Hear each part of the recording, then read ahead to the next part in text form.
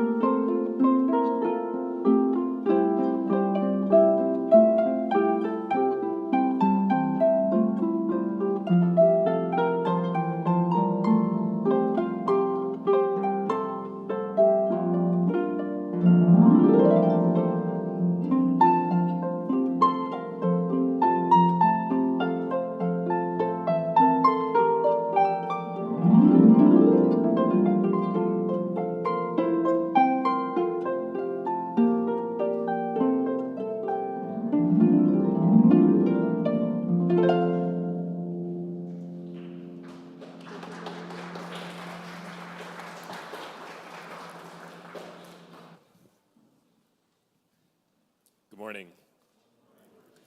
Welcome to the First Unitarian Society of Madison. My name is Brian. My pronouns are he, him. I'm a member of this congregation, and one of the ways that I serve it is as a worship associate. Today, I'm joined by the Reverend Kelly Asprooth-Jackson and the worship team of Linda Warren, Daniel Carnes, and Stephen Gregorius. Special thanks to everyone here today volunteering as greeters, ushers, hospitality providers, lay ministers, and sound tech this morning. And also welcome and thanks to our guest harpist, Catherine Cluett.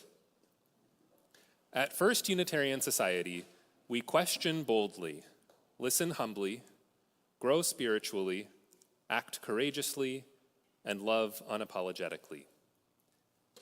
If you're visiting us today, welcome. We're very glad that you're here.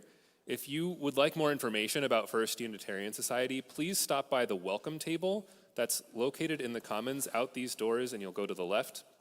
We also hope that you'll be able to stay and join us for coffee hour, which is immediately after the service, also in the Commons. For those connecting with us virtually today, we're very glad that you're with us as well, and we hope that you'll be able to take a moment and watch the announcement slides after today's service to learn more about upcoming programs and activities. Members of the FUS Racial Justice and Climate Action teams are organizing a voter engagement postcard campaign. Your response to the last one at the end of the summer was terrific, and if you missed that opportunity and want to get involved, or if you just want to get involved again, we'll have some people in the Commons today after today's service. Liz Hatchin and Sue Haug, they'll probably be standing next to a stack of postcards that they could use your help with. If you also need more information about that, that'll be in the Red Floors, our weekly newsletter. We're also excited to let you know that Autumn Fest, our annual fundraiser auction and an incredibly fun day, is coming up soon on October 26th. You can buy tickets now online at fusmadison.org/autumnfest. You can also find more information online about donating to the auction, all the activities that will be happening that day, and how you can help if you would like to make the day happen. Cheryl Mellenthan, our stewardship director, will be in the Commons today and would be happy to talk to you more about Autumn Fest. And finally, all members, please take note that our annual Fall Forum will be on Sunday, October 27th, following the 11 o'clock service. This is our congregational meeting each year where we consider an open question, something rich and vital for us to reflect on as a group. Please watch the Red Floors newsletter for more details. And now I invite you to join me in a moment of silence to center ourselves and bring ourselves fully into this time as we join together once again in community.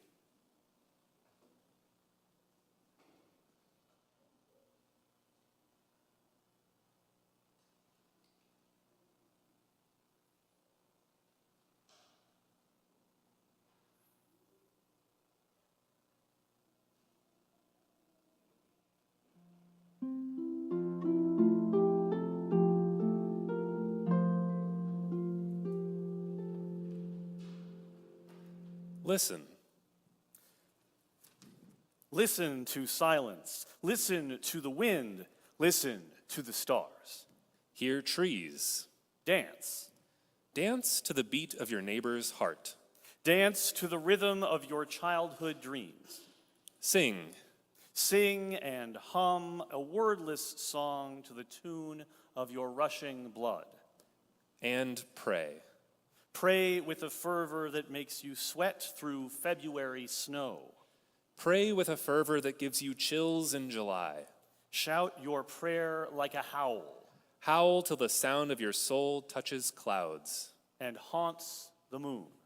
Come, let us howl our hallelujahs. Come, let us pray and sing and celebrate. Come, let us worship together. And now I invite you to rise in all the ways that we do, and join me in the words of aspiration for the kindling of our chalice flame. The flame of our chalice is quiet, but not quite silent. In a still room, up close enough, some ears might hear it burn. The stirrings of conscience are quiet, but not quite silent. With patience and effort, caring hearts can feel their pull. Whether or not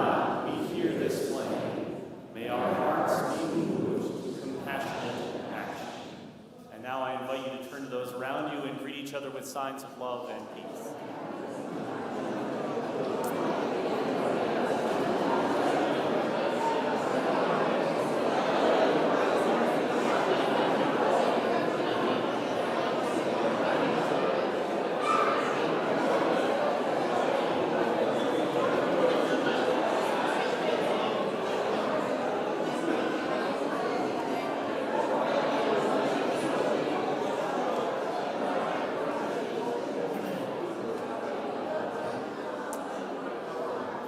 Well, friends, it's a good day to sing together, I think. Let's find our silver and gray hymnals or watch the lyrics on the screen to sing number 30, Over My Head, number 30.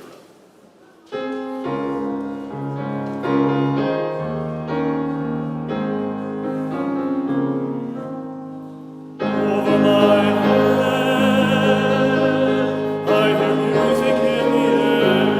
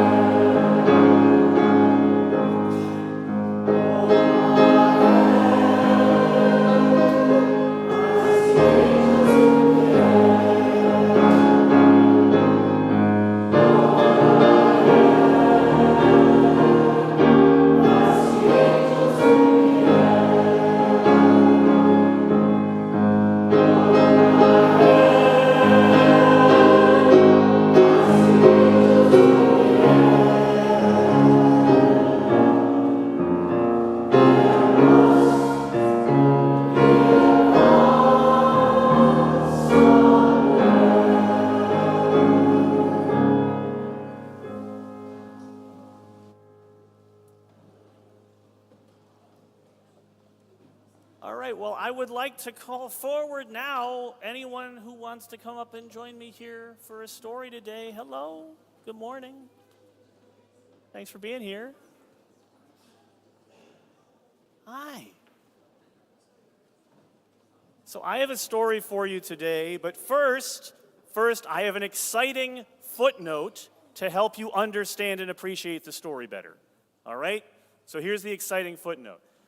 Who remembers that last week was Rosh Hashanah, the Jewish New Year? Does it, people remember hearing about that? Some of us, not every, it's okay. Maybe you didn't hear or maybe you didn't remember. Both things are allowed, but some of us remember, right? Yesterday was actually Yom Kippur, which is the Jewish holiday that comes right after Rosh Hashanah. So, today I have a third Jewish holiday to mention a little bit to you about. It's called Rosh Chodesh. So, notice Rosh Hashanah, Rosh Chodesh. There's a similarity in these two names. Any guesses? Rosh is the similarity, right? That's a word in Hebrew, right? Any guesses about what Rosh Hashanah, the first day of the Jewish New Year, might have to do with Rosh Chodesh, or what that might be about? Yes. The end. The end is a super good guess. It's a really, I see the logic in that, and I'm proud of you for thinking it through. It happens to not be the case, but it's still a really good guess. Yes. Is it the middle? Very good guess too. Yeah, maybe like the midpoint of the year.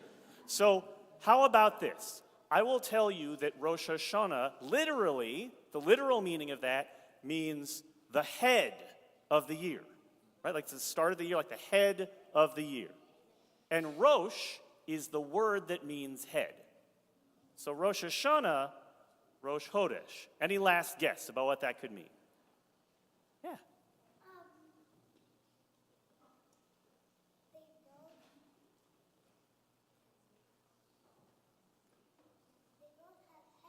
They both have head in them. You're right. Yes, exactly right. Exactly right. So Rosh Chodesh, here's another clue. Rosh Chodesh doesn't happen just once a year. It happens every month because it is the celebration of the beginning of the month. And in the Jewish calendar, like in the Muslim calendar, and actually like in our calendar it used to be, and then the rules changed, the month is tied to the cycle of the moon.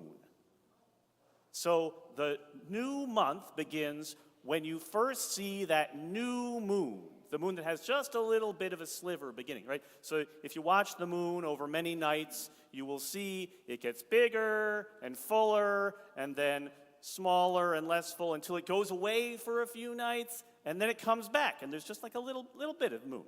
And that is when you celebrate Rosh Chodesh. And there's like a little bit of a party sometimes. There's some special prayers to say.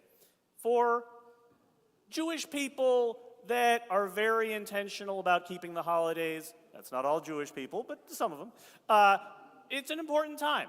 So you need to pay attention to what's going on with the moon, and then you get to have this celebration when the moon comes back again. So that's the background you need for this story.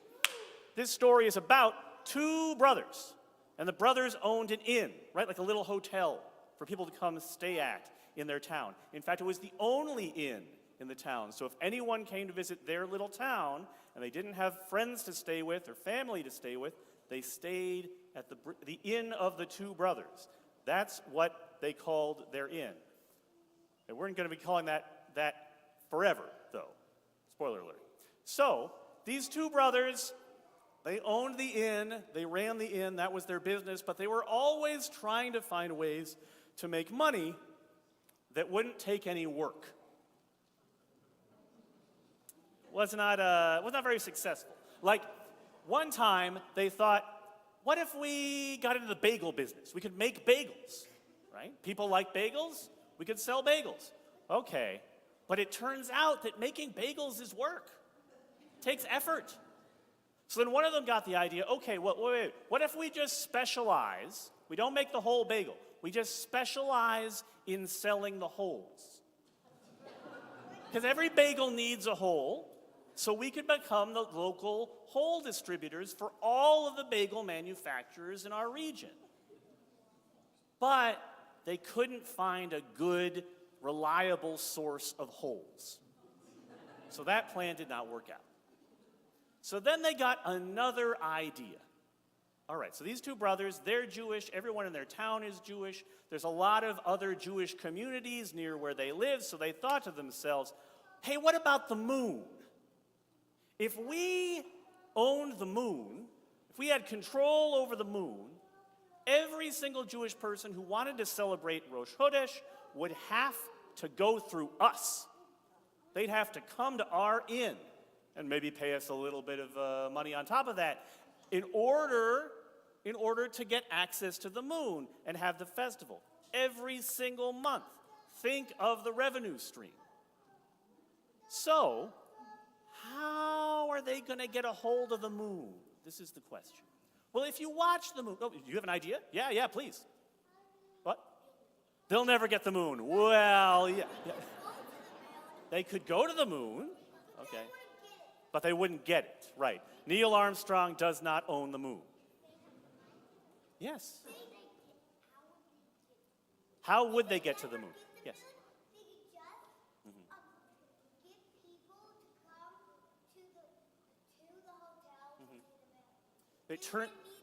So the question of how they would get to the moon is a very fair question, because it turns out that semi-autonomous Jewish communities in rural Poland and Ukraine did not have a very advanced space program in the 1700s. So, yes?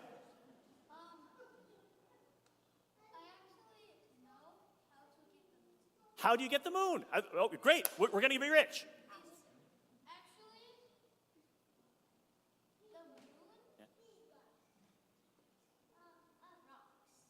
Ah, okay. You could get like a piece of the moon.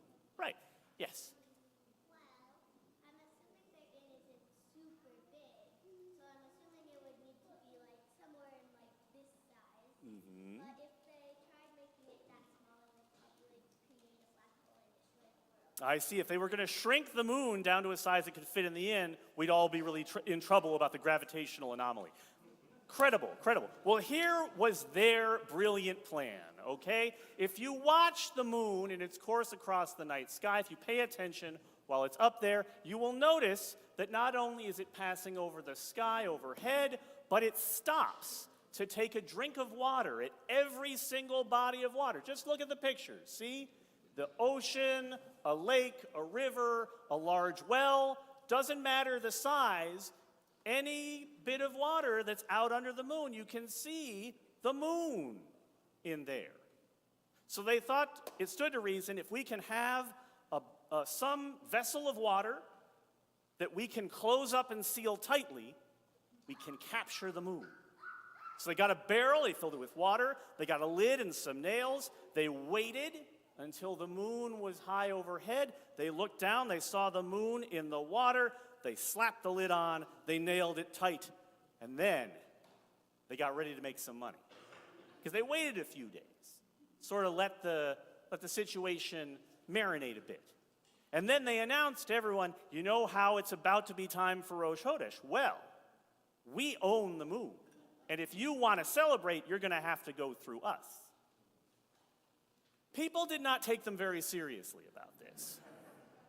And so it did get to be about the right time for Rosh Chodesh, and night fell, and people went out into the field to say their prayers and have the celebration, and the brothers were watching, and not only did they see the people doing all this, no account to them, absolutely no tax paid, but they saw the moon in the sky. Clearly, the brothers agreed. They had the real moon in their barrel, so this one must be a fake.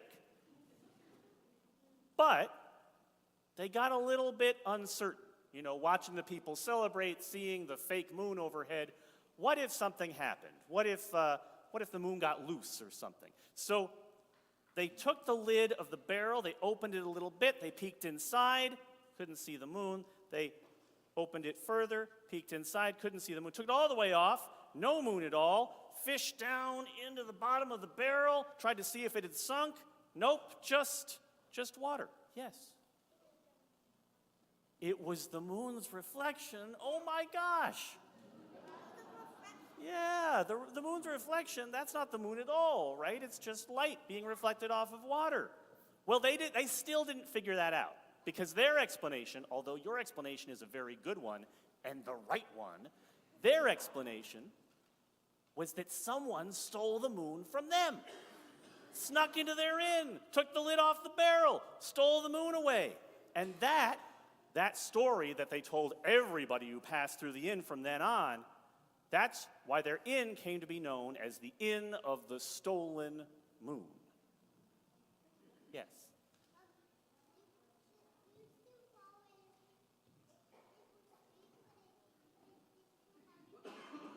It is too heavy to, yes, much, much, much too heavy. Yes. The place is not real. This is a not factual story. One more, Thea, yeah.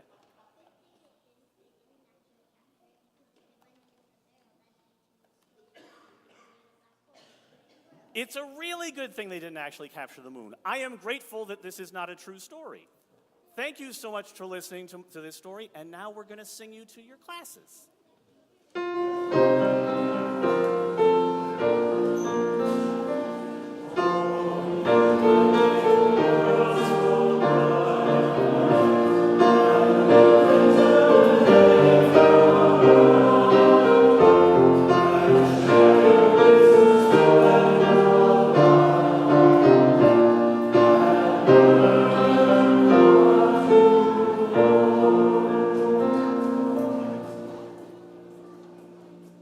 Friends, we're going to sing together again. I'm going to invite you to find your silver and gray hymnals or check out the lyrics on the screen.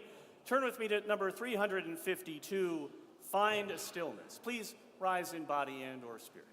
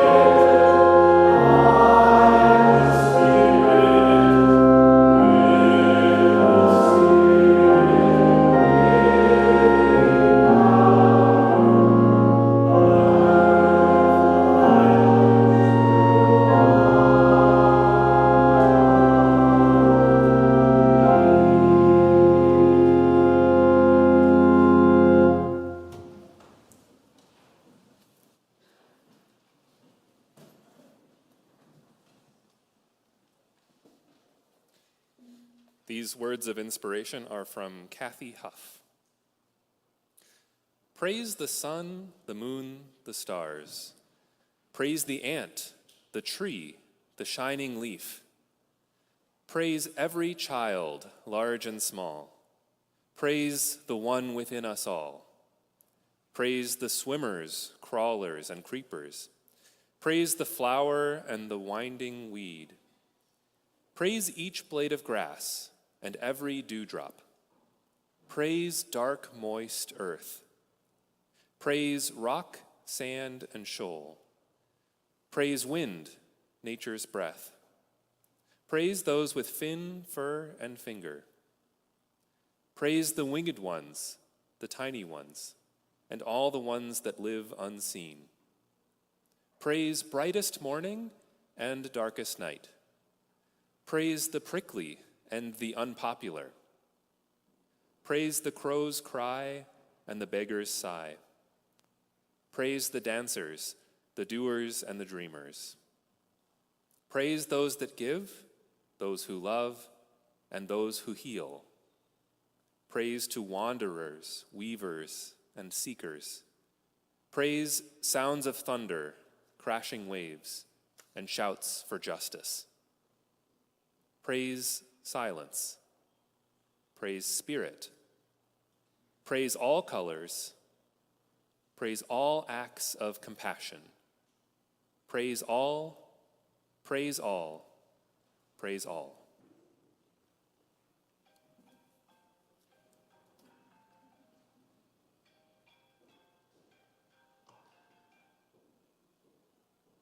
In South America, there is a great range of very tall mountains called the Andes. And the people who lived there long before the first people from Europe arrived are called the Inca. The Inca built a nation in the Andes that was vast and complex, with great cities and a rich tradition of art and the study of the natural world.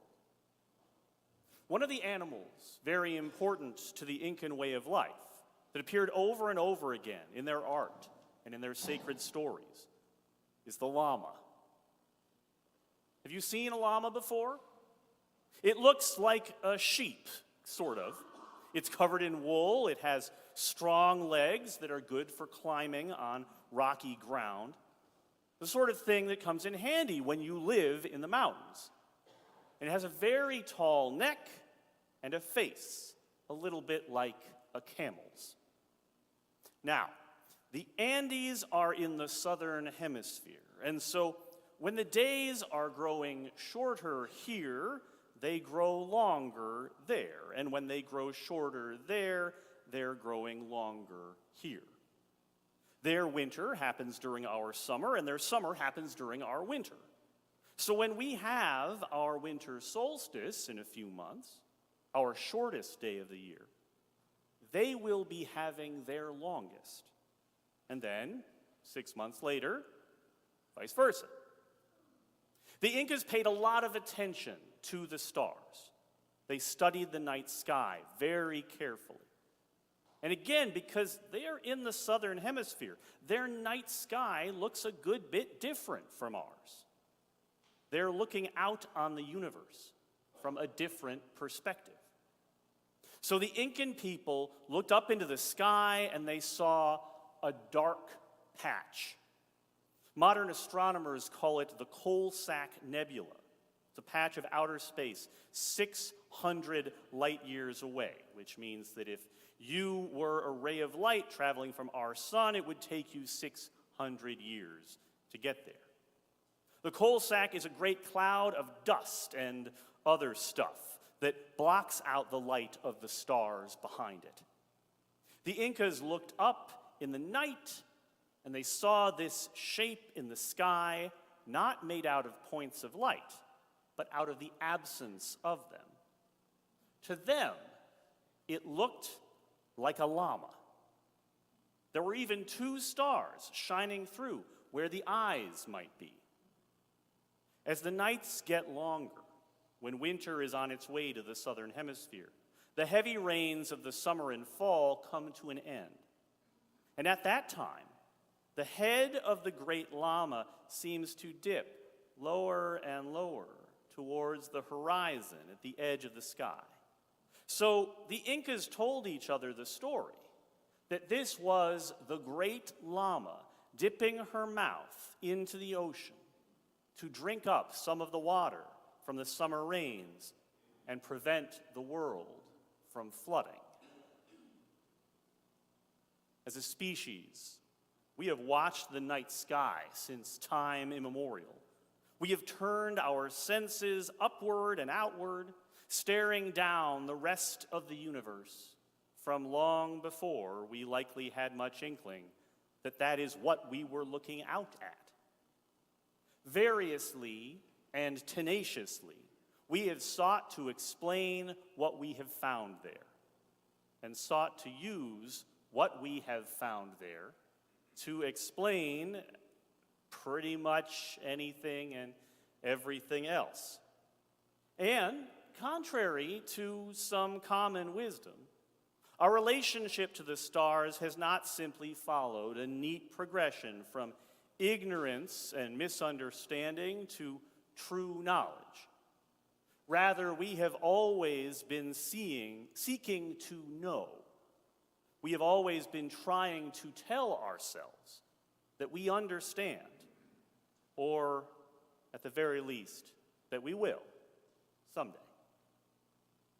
So let us go from the great black llama of the Incas to the poet Sylvia Plath and the melancholic wonder of her poem, Stars Over the Dodonia. Stars are dropping thick as stones into the twiggy picket of trees whose silhouette is darker than the dark of the sky because it is quite starless. The woods are well. The stars drop silently. They seem large, yet they drop, and no gap is visible, nor do they send up fires where they fall or any signal of distress or anxiousness. They are eaten immediately by the pines.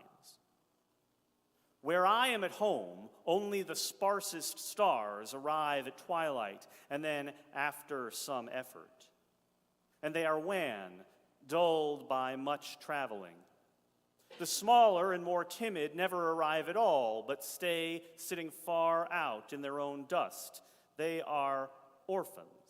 I cannot see them. They are lost. But tonight they have discovered this river with no trouble. They are scrubbed and self-assured as the great planets. The Big Dipper is my only familiar. I miss Orion and Cassiopeia's chair. Maybe they are hanging shyly under the studded horizon like a child's too simple mathematical problem. Infinite number seems to be the issue up there, or else they are present, and their disguise so bright I am overlooking them by looking too hard. Perhaps it is the season that is not right. And what if the sky here is no different, and it is my eyes that have been sharpening themselves? Such a luxury of stars would embarrass me. The few I am used to are plain and durable. I think they would not wish for this dressy backcloth or much company or the mildness of the South. They are too Puritan and solitary for that. When one of them falls, it leaves a space, a sense of absence in its old shining place. And where I lie now, back to my own dark star, I see those constellations in my head. Unwarmed by the sweet air of this peach orchard, there is too much ease here. These stars treat me too well. On this hill, with its view of little castles, each swung bell is accounting for its cow. I shut my eyes and drink the small night chill like news of home. The number of stars in the sky is not up to us. They exist whether we count them or not. Yet, there can also be too many or too few, depending on the mood which we bring to them, as illustrated here through the lens of Plath's depressive outlook. The difference in the stars that can be seen over Plath's home, which was then in London, versus those over the south of France would be quite negligible. But how the author views them, in what state she approaches them, makes what is sensed and the experience of it completely distinct.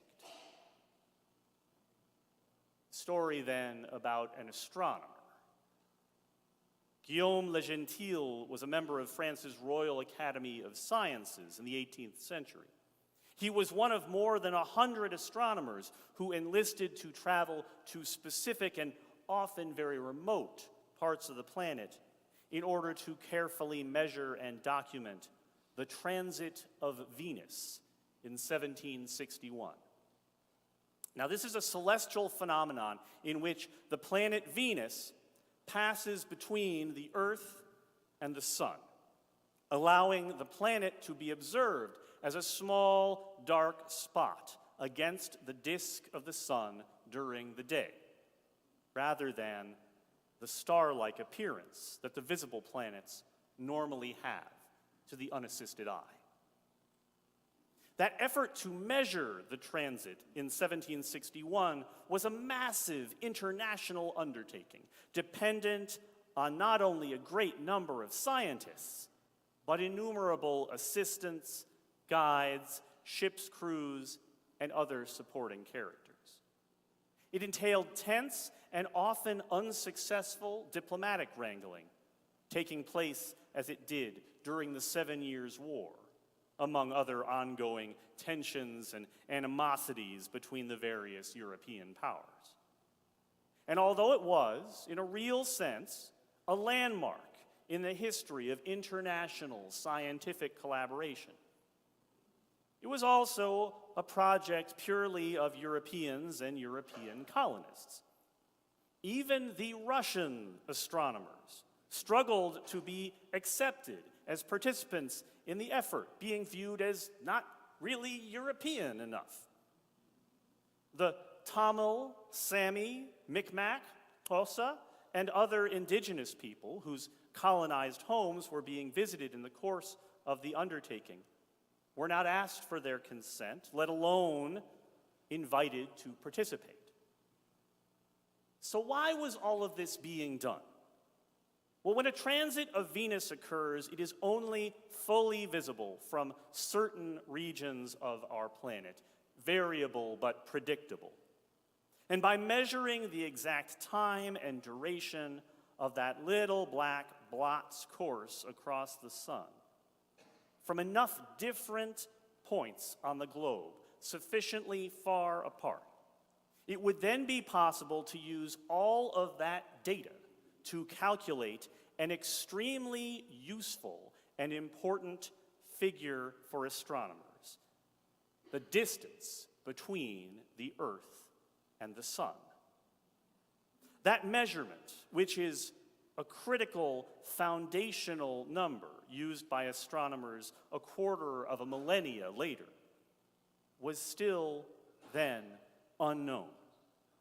The great concert of expeditions of 1761 hoped to unlock this mystery. So Le Gentile's mission was to Puducherry, a city on the eastern coast of southern India, which was then a colonial possession of France. He set out from Paris more than a year in advance, hoping to leave plenty of room in an age of slow, unreliable travel by ship. He got about 3/4 of the way there before he was held up by bad weather and war. With just a few months to go, he finally set out on a new ship for his intended destination, only to learn en route that the city had been captured by the British and was now under their occupation. He was forced to turn around and was able to take in a very fine view of the transit of Venus, but from a ship bobbing in the middle of the Indian Ocean. Such conditions made it impossible to take the sorts of precise measurements he needed. His journey had failed. But transits of Venus come in two, 8 years apart, which are then separated by more than a century each time. So Le Gentile elected to stay in the Indian Ocean and wait for his chance for a do-over in 1769. In between near fatal bouts of tropical disease, Le Gentile kept busy mapping, cataloging, and generally studying the places in which he found himself and the people that he met there. He conversed with and came to admire the local indigenous astronomers. India has one of the oldest traditions of star studying in the world. Le Gentile reported that a Tamil astronomer of his acquaintance had predicted the duration of a lunar eclipse in 1765 with greater accuracy than was possible with the then current European methodology. Le Gentil was in Puducherry, ready and waiting for the transit of Venus in 1769. The long-anticipated day arrived, and so did the clouds. Conditions were so badly overcast that he saw nothing, less even than he had been able to see 8 years before at sea. Disappointed, how could he not be? He set out for home. His return journey was about as slow as might have been expected from the voyage there in the first place. By the time he finally made it back to Paris, he had been gone for 11 years. He had been declared legally dead and had to spend some great effort restoring his effects and property. Le Gentil conducted what was, by some measurements, the longest scientific expedition in history up to that point.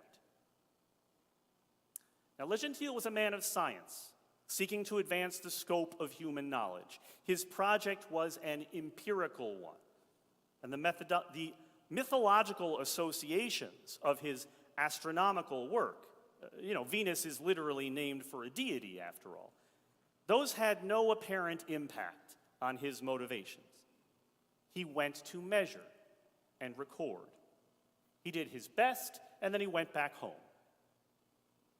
But numbers in a ledger, by themselves, cannot explain his actions. A voluntary odyssey such as his can only be understood as something with a larger meaning or purpose behind it. Something to drive a human being to act and act boldly, to choose a hard path and to hold to it despite great disappointment and calamity. In this very specific sense, an ancient priest watching the heavens for divine portents and a modern scientist studying readouts from an advanced telescope have the same relationship to the stars. They are looking up and trying to find meaning in what's there. Now, in 1977, a different astronomer was working on a massive radio telescope at Ohio State University and came across something unexpected. The apparatus was part of a program meant to search for life beyond our planet by listening to the vast celestial noise of the cosmos. That astronomer was looking for evidence of any sort of signal amidst that noise and found something that looked like it could be at least initial evidence of the very same. It was such a striking bit of data that the researcher circled it on the printout and wrote, "Wow," in the margin, inadvertently giving the wow signal its persistent name ever since. I wish that I could tell you with confidence exactly what the wow signal actually was, but numerous minds, far sharper and better educated than mine, have come up short of a definitive answer. That does not mean that it definitely is a fragment of some message from an alien planet. In fact, there is a lot of reason to argue against that. The wow signal was a one-time event, only recorded at that one facility and not at any other. Still, it lacks the vibrant punchline of a somewhat analogous case from 10 years ago, in which a meteor that entered the atmosphere near New Guinea was accompanied by eerily promising sound waves. That sound pattern was recently determined to have come from a truck rumbling down a road near to the listening facility. Wow does not have the same neat and tidy explanation. So we keep our instruments trained at the stars, some of them at least, listening for what or who might one day prove to be out there. Now, in that same year, 1977, was also the year that NASA launched the Voyager spacecraft from off of our planet, past the moon and out towards points beyond. It had instruments on board, special tools for collecting information about what was going on around it. And most of the thing was actually built just so that it could send all of that stuff it learned back to us here on Earth. It also contained a special golden record, gold so that it will not rust or decay, containing greetings in several languages and samples of music from several different cultures, along with instructions which, optimistically, might allow an alien intelligence to actually play that record and listen to that recording. After 47 years, Voyager 1 is still going, still flying through space, still listening and picking up information, still sending it back to us. Just a little over 10 years ago, it passed beyond the edge of our solar system, the first thing ever made by human hands to travel beyond the last reaches of our sun's magnetic field, out into the space between the stars. Right now, Voyager is more than 15 billion miles away, the farthest distance from home that anything human beings have touched has ever ventured. Still looking for someone or something who might play that record. We listen to the stars, partially with the hope that one day the stars might listen to us.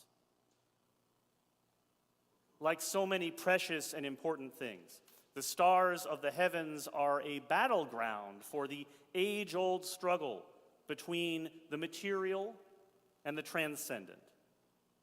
Either that the observable, measurable world must necessarily disprove all myths, all stories, or else to serve as proof text to the super reality, the secret meaning behind the mundane world.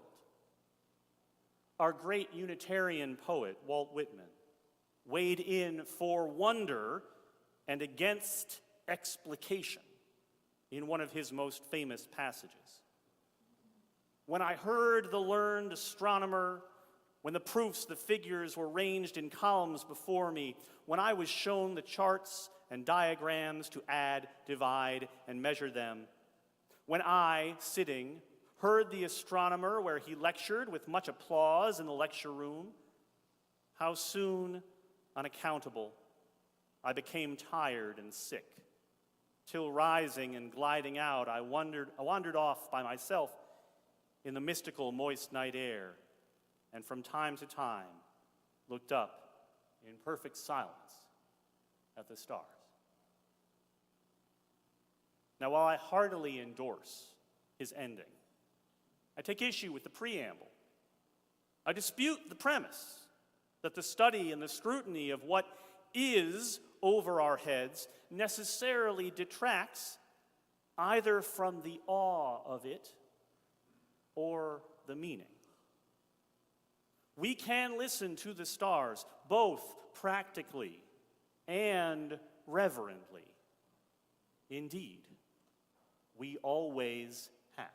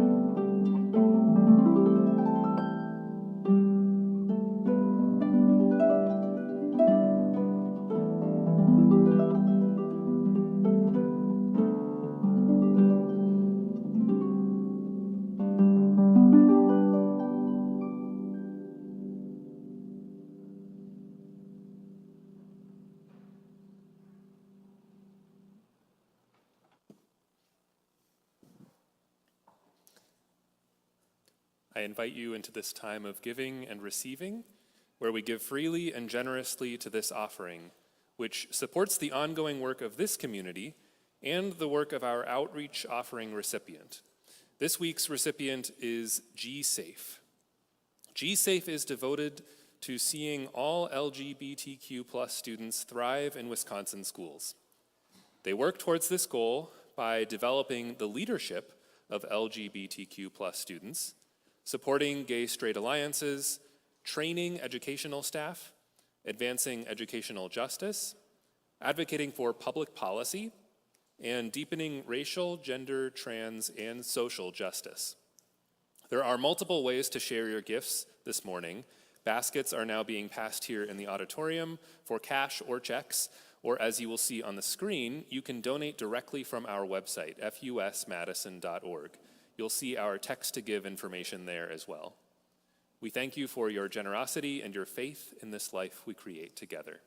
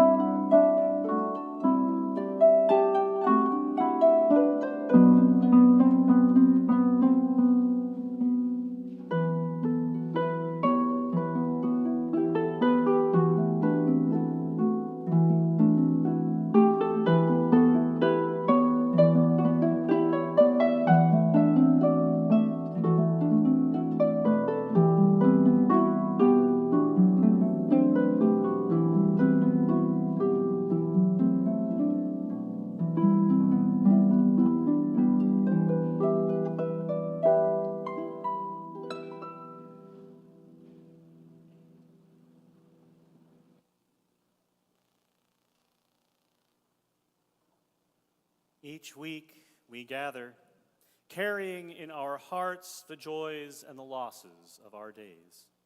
We hold our own pain and celebration together with those of the ones we love.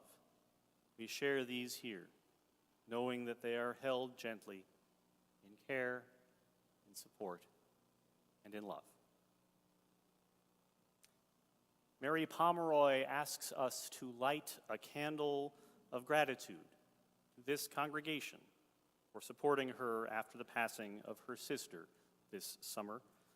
Her sister's memorial service was yesterday. We light a candle of ongoing lament for the violence which plagues our world. Fervently, we yearn for peace here at home and around the globe.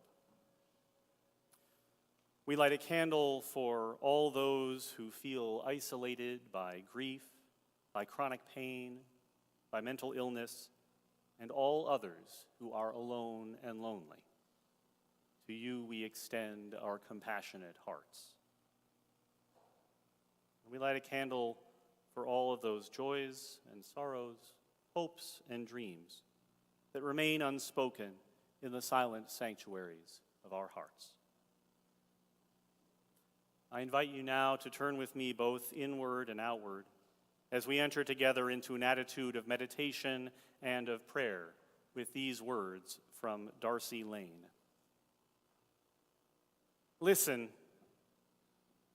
If we listen, we may hear the joys of the people around us. We may hear the concerns of our community. We may hear sorrow in a voice that breaks. We may hear a laugh hiding behind words. If we listen, we may hear the sounds of life around us. We may hear the creatures with whom we share this world. We may hear the engine hum of airplanes or cars, of strangers and neighbors traveling. We may hear the whistle of wind, the tumbling of leaves. If we listen, we may hear the sounds of the company of people. We may hear the coughing and sniffling of seasonal colds. We may hear the breathing of those nearby. We may hear the sigh of a body letting go. We may hear the wiggle of the restlessness of sitting, the shuffle of paper and purse and hymnal. If we listen, we may hear ourselves. We may hear our own joy and laughter and sorrow. We may hear our own humming and tumbling. We may hear our own breathing. We may hear our own longing. Listen. Amen.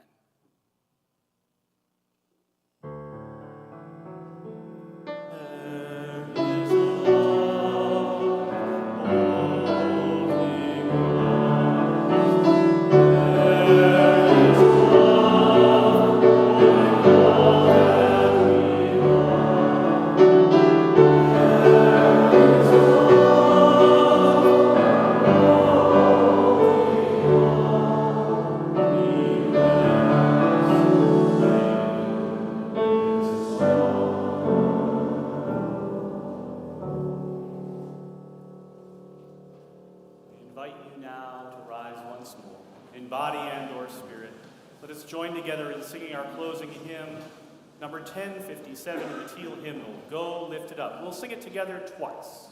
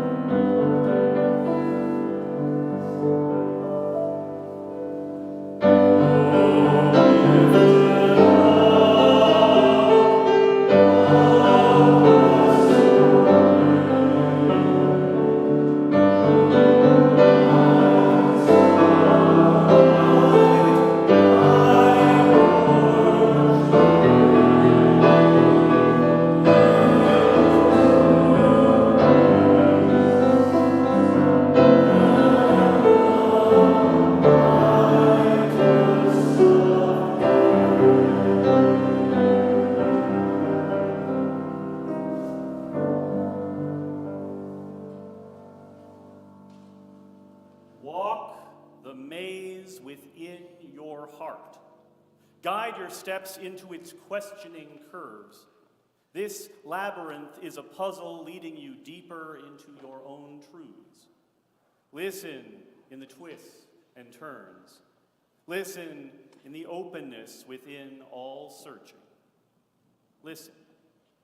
A wisdom within you calls to a wisdom beyond you. And in that dialogue lies peace. Blessed be. Go in peace, and please be at rest for the postlude.